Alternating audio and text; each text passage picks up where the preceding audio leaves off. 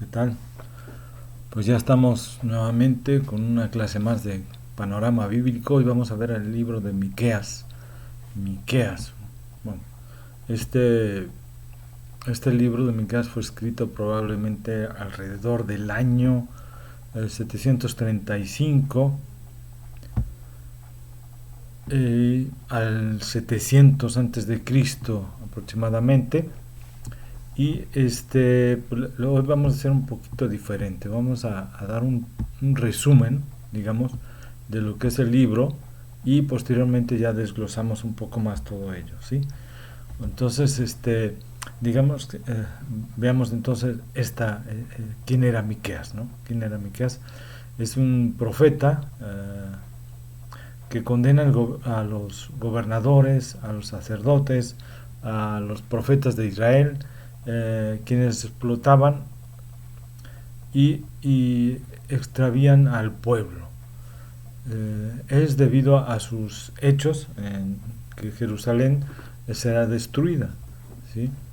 El profeta Miqueas proclama la liberación de la gente que irá de Jerusalén a Babilonia y concluye con una exhortación para que Jerusalén destruya a las naciones que se han unido contra ellas.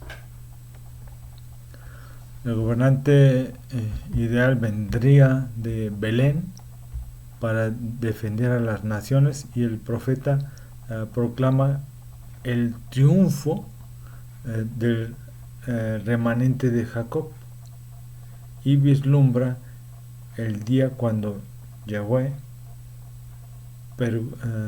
purgará, digamos así, purgará a la nación de su idolatría y confianza en el poder militar.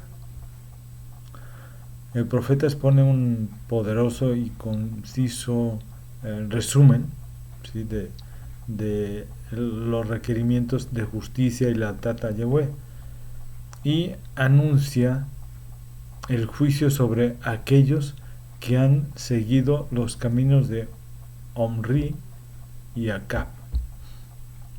El libro concluye con una liturgia profética que contiene pues los elementos de un lamento, ¿sí? Israel confía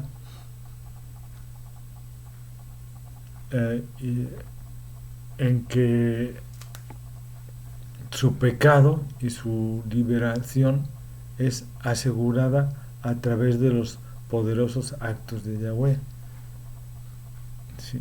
O sea, Israel, a pesar de sus pecados, pudiéramos decir, confía en que será liberada a través de que ellos pidan a Dios uh, el, el perdón de sus pecados y los libere de esos actos, ¿no?, que los van a llevar a Babilonia, o sea, los van a llevar cautivos hasta Babilonia.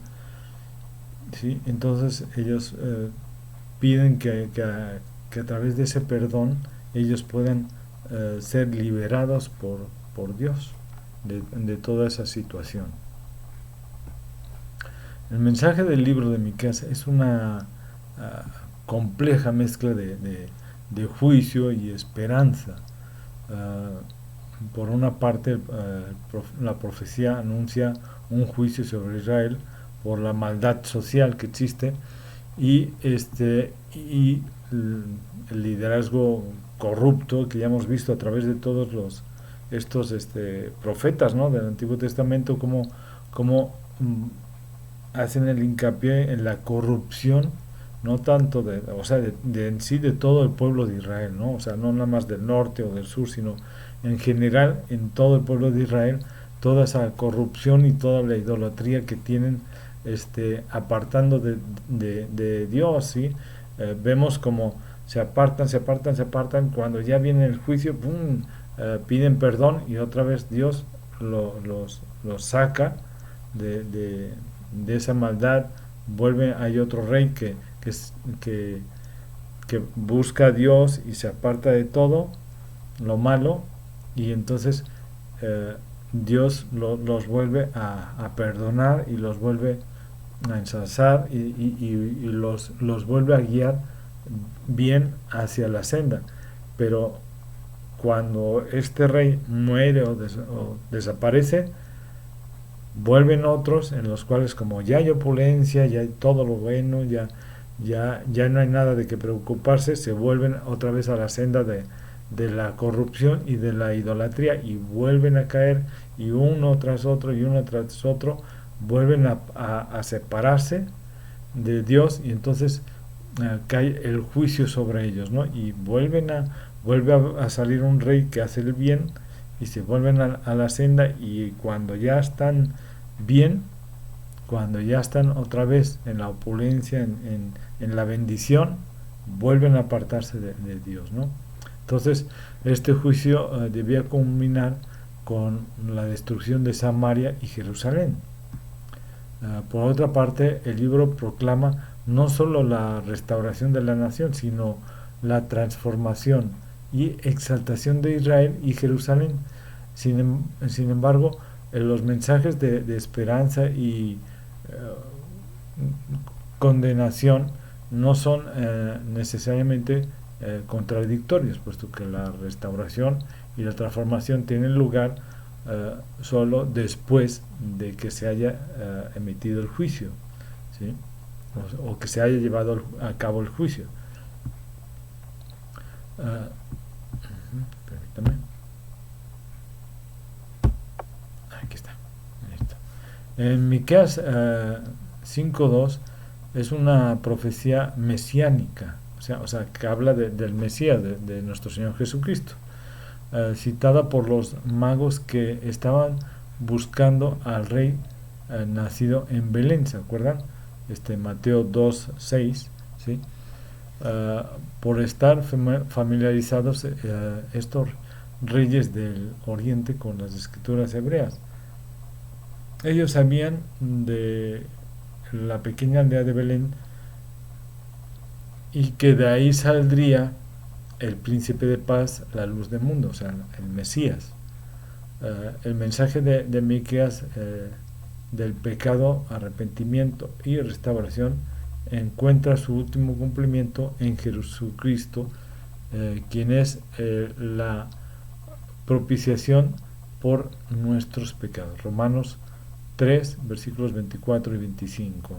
Y el único camino a Dios. Juan 14:6.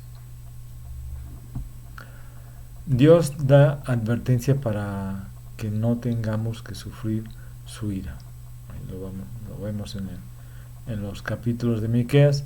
Y el juicio es seguro si la advertencia de Dios pues no se escuchan, y su provisión por el pecado, en el que el sacrificio de Cristo es rechazado. O sea, que nosotros rechazamos la provisión que Dios nos da para poder salir del pecado, que es nuestro Señor Jesucristo.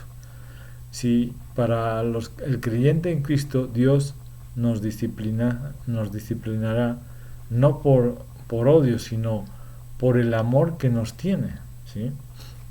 Él sabe que el pecado destruye y quiere que seamos íntegros.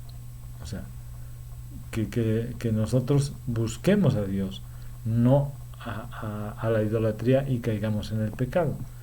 Esta plenitud, que es la promesa de la restauración, ¿sí?, espera a aquellos que permanezcan obedientes a Él. Ya lo vamos a explicar un poquito más adelante esto. El libro de Miqueas fue escrito, según se cree, por él mismo. Hay muchas controversias acerca de esto. Algunos dicen que nada más los 3 primeros capítulos fueron escritos por él, pero todos los estudios referente a ello muestran que la cadencia del ritmo, las palabras, todo esto concuerda en que fue un solo escritor, porque o sea, la forma de hablar y algunas palabras que se repiten y todo este contexto dentro del libro eh, forman una manera de escribir que solo muestran que solo era hecha por un solo autor. Entonces, y desde el principio se muestra que se está hablando, que el escritor pues es Miqueas, bueno, el escritor, el autor de ese libro, digamos, es Miqueas, ¿sí? El autor aparentemente era originario de Moreset Gat, lo vemos en Miqueas 1:14, una pequeña aldea de la fértil llanura de Cefela, Cefela, a unos 30 kilómetros al sureste de Jerusalén. Indudablemente pues era Judá, no lejos de Gat, la ciudad filistea de la que dependió el pueblo natal de Miqueas durante un cierto tiempo, ¿sí? Eh, Se cree que bueno, el profeta Miqueas profetizó durante los reinados de Jotam, Acaz y Ezequías. Miqueas 1:1, Jeremías 26:18, ahí también podemos verlo. Inició su carrera poco después de Oseas e Isaías, los profetas Oseas e Isaías, contemporáneos suyos, ¿sí? Esto desde Miqueas 1:1, Isaías 1:1 y Oseas 1:1, ahí también nos lo menciona. Miqueas era más próximo a Isaías, trata los mismos grandes temas que él, como acertadamente señaló Calvino al estudiar estos libros, ¿sí?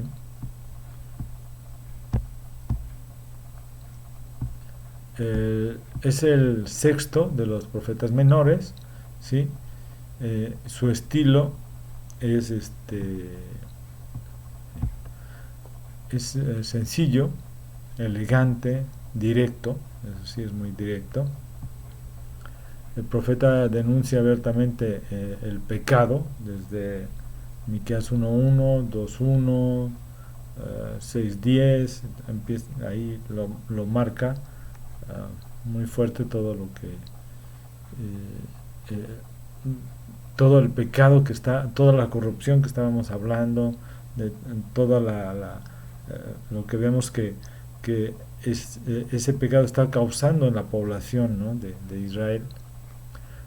La transición son a menudo bruscas, pero casi siempre se puede discernir la razón, ¿no? Miqueas arroja interrogantes, ironías, emplea una metáfora, la prolonga, es aficionado a los juegos de palabras, usamos mucho eso, los juegos de palabras, usándolos abundantemente en el primer capítulo sobre todo, y quizá aparece uno en el último párrafo del libro, su discurso de alabanza a Jehová, a Yahweh, Dios, se basa en la pregunta, ¿no?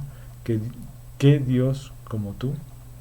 Frase que se corresponde en hebreo con el mismo nombre de Miqueas, ¿no? que significa precisamente eso. La fe de Miqueas se apoya sobre lo que conoce de Dios por su ley y por su manera de actuar hacia el pueblo y hacia los individuos, ¿sí? Lo podemos ver en el capítulo 2:7, 6:3, 7:15, ¿sí? El Señor, como juez justo, ama la misericordia, demanda que su pueblo practique la justicia y la caridad, y el profeta exhibe fuerte, con valor, que envuelto en las promesas divinas, ¿no? O sea, muestra su palabra, esa fortaleza, ese valor, buscando esas promesas que Dios ha hecho al pueblo, ¿sí? Son esas promesas divinas. Sabe que la seguridad de Israel reposa sobre el pacto de Dios con su pueblo, ¿sí? Sobre la promesa de la salvación hecha a Abraham. O sea, desde Abraham Dios le prometió, ¿sí?, que él sería el padre de multitudes, de naciones, ¿sí? Entonces, y que les darían esa tierra prometida y que a través de su descendencia vendría el Mesías, ¿sí? Entonces, todas estas promesas es lo que él va mencionando y va mostrando hacia el pueblo, ¿no? Y que se centra sobre todo en el hijo de David, ¿cuál? El Mesías, ¿sí? Los enemigos del reino no podrían prevalecer. Vemos a través de la historia cómo el pueblo de Israel, a pesar de todo lo que le ha pasado, a pesar de que fue dispersado, a pesar de que murieron miles o millones más bien de judíos en Alemania, en todos, cuando la Segunda Guerra Mundial y todo, vemos como el pueblo permanece. El pueblo de Israel sigue permaneciendo y seguirá permaneciendo hasta que Dios regrese. En el capítulo 5 se basa sobre la misma verdad mesiánica que la de Salmos 2, ¿sí? Tiene como fundamento la declaración de Dios, al igual que el sublime mensaje del perdón, ¿sí?, y de restauración, como ya lo sabría explicar. Eso lo podemos ver en el capítulo 7 del versículo 8 al 20, ¿sí?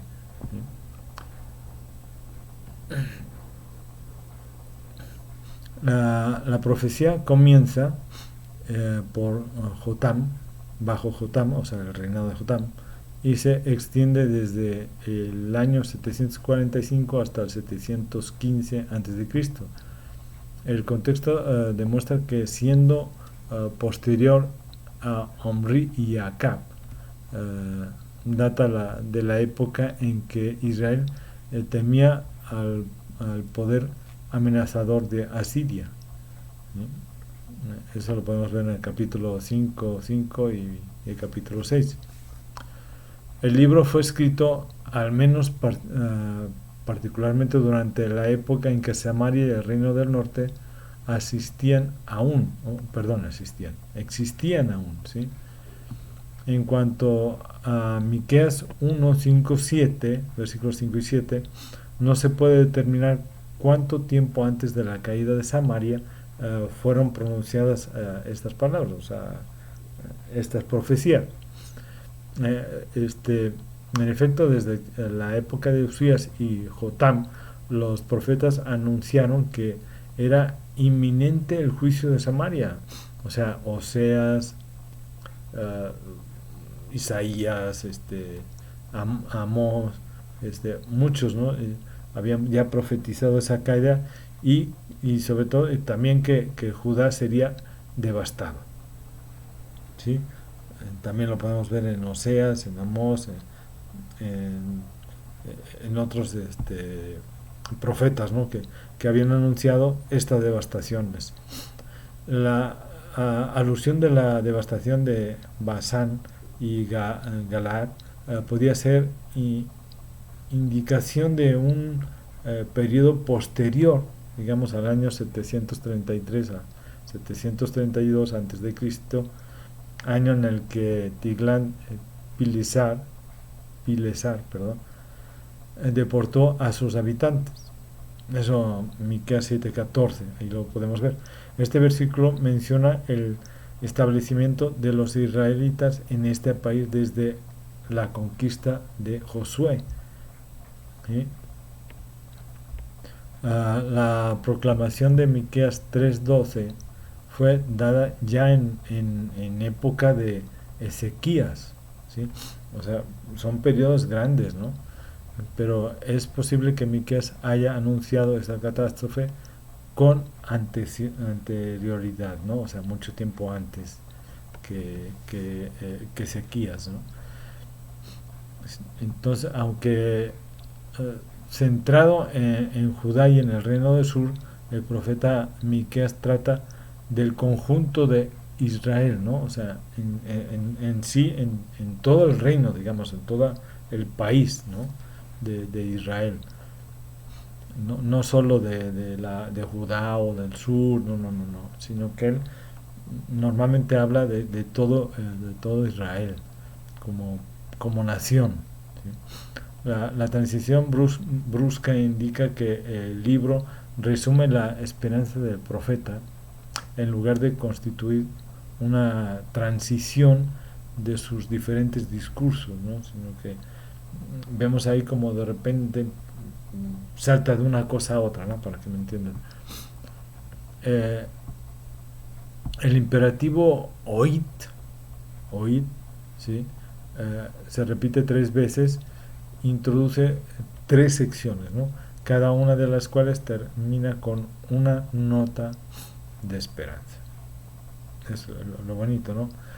Va a pasar esto y ese, pero ahí está la esperanza, ¿no?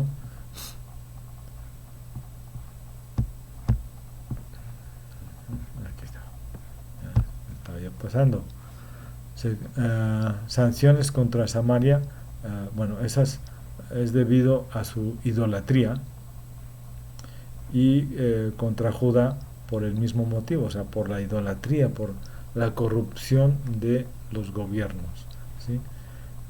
Maldición contra los opresores del pueblo, profetiza de la ruina y de la deportación a causa de las faltas de honradez y de la injusticia y corrupción de los grandes del pueblo, o sea, de los gobernantes, ¿sí? Sin embargo, habrá un residuo o remanente, ¿sí? De esa que será restaurado, ¿no? O sea, vemos que siempre Dios tiene un remanente en el pueblo, el cual es restaurado y llevado nuevamente hasta Jerusalén, ¿sí? Denuncia a los pecadores príncipes o gobernantes, nosotros le llamamos gobernantes, ellos le llamaban príncipes, ¿sí? Y seguida de una profecía mesiánica, ¿sí? Eso hay que tener mucho en cuenta, que si menciona al Mesías, descendiente de Abraham, de la casa de David, o sea, va mencionando para hacer claro de dónde procede este Mesías. Recuerden que todas estas profecías hacen que el Mesías sea identificado plenamente. Las autoridades civiles y religiosas no se cuidaban ni de la verdad ni del derecho, o sea, no les importaba, realmente lo único que buscaban era el estar bien ellos económicamente, o sea, los jueces se vendían a mejor postor, qué raro, ¿eh? Ahorita no pasa eso, ¿sí? Entonces, el que tenía menos, pues siempre acababa mal, ¿no? Entonces, su manera de gobernar revelaba su vanidad. Miqueas 3, del 1 al 11. Jehová abandonará Sión a sus enemigos, ¿sí? O sea, Jerusalén. Se revela la futura grandeza del reino mesiánico, que ejercerá una influencia moral sobre todos los hombres de paz, prosperidad y poder. Capítulo 4, versículo 1 al 8. La perspectiva actual solo presenta, el clamor y dolor y cautiverio. Pero Sión acabará aplastando, a sus enemigos, que se oponen a Dios, a Jehová, a Yahvé. Eso lo vemos en el capítulo 4, versículo 11 al 13. El profeta habla del avivamiento de Sión, o sea, de Jerusalén, ¿sí? Y lógicamente a través del Mesías. Y capítulo 5:1, abatimiento que dejará de ser cuando reinará sobre Israel aquel cuyo origen se remonta a los días de la eternidad. ¿sí? Nuestro Señor Jesucristo, exactamente. Esta predestinación divina del Mesías garantiza la liberación del yugo asirio, la supervivencia de Israel, su triunfo final sobre todos sus enemigos. Finalmente el pueblo será amoldado al ideal divino, ¿sí? Miqueas 5, capítulo 5, de versículo 7 al 14.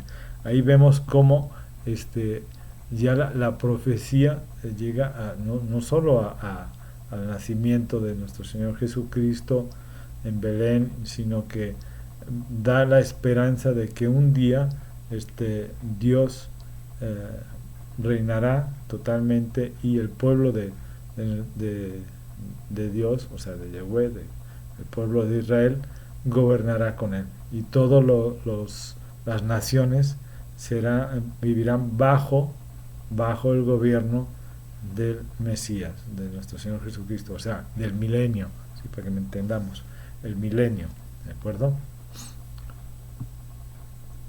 El profeta concluye proclamando su fe en el porvenir glorioso que traerá la gracia misericordiosa de nuestro Señor, de Dios, ¿sí? En base a su alianza con Abraham, lo que habíamos dicho, que de Abraham iba a venir el Mesías, ¿sí? De la casa de David, y de ahí el Mesías, y que el Mesías vendrá para dar la grandeza a Israel. El pasaje de Miqueas 4:13 es casi idéntico al de Isaías 2:14, ¿sí? Pero se relaciona más estrechamente con los versículos siguientes que con el pasaje de Isaías, ¿sí? Pero la diferencia de los términos entre Isaías y Miqueas podrían explicarse con la suposición de que cada uno de ellos se basó en la predicción corriente de su tiempo, o sea, digamos, la influencia que ejercía el tiempo que estaban viviendo cada uno de ellos, ¿sí? Entonces, por eso, según los estudiosos, es esa diferencia entre una profecía y la otra, ¿sí? En todo caso, el pueblo de Dios de aquellos tiempos podía bien apoyarse sobre las profecías conocidas, que, o sea, no solo de ellos, ¿no? Sino de otros profetas, ¿sí? Reconociendo la autoridad de ellas y citándolas de la misma manera que los cristianos de nuestra época actual, ¿sí? Seguimos mencionando tanto a Isaías como a Miqueas y a otros profetas, ¿sí? Porque ya estamos viendo sus profecías ya cumplidas, muchas de ellas, ¿sí? Entonces, de misma forma, el pueblo veía las profecías anteriores que se habían dado y cómo se iban cumpliendo en ese momento, ¿sí? Entonces vemos como realmente actualmente, ¿no? Se sigue viendo esas profecías ya cumplidas, y se siguen viendo cómo otras se están cumpliendo, ¿sí? A través de nuestros tiempos, nuestra época. Perdón.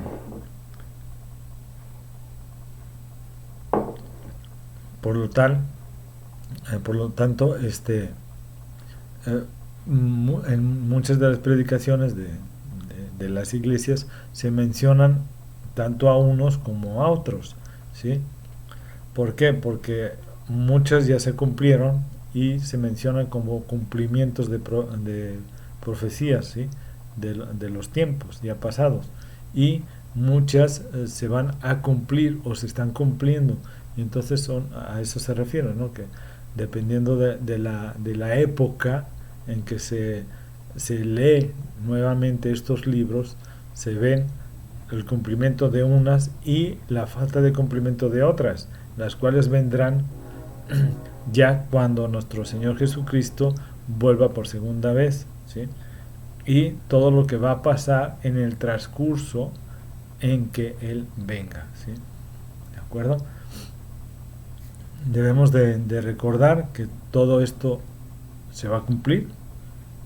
Todas estas profecías son dadas por Dios, no por hombres, son dadas por Dios a los profetas, y todas estas profecías que aún no se han cumplido se van a cumplir en el momento preciso y que Dios tiene marcado para todos nosotros.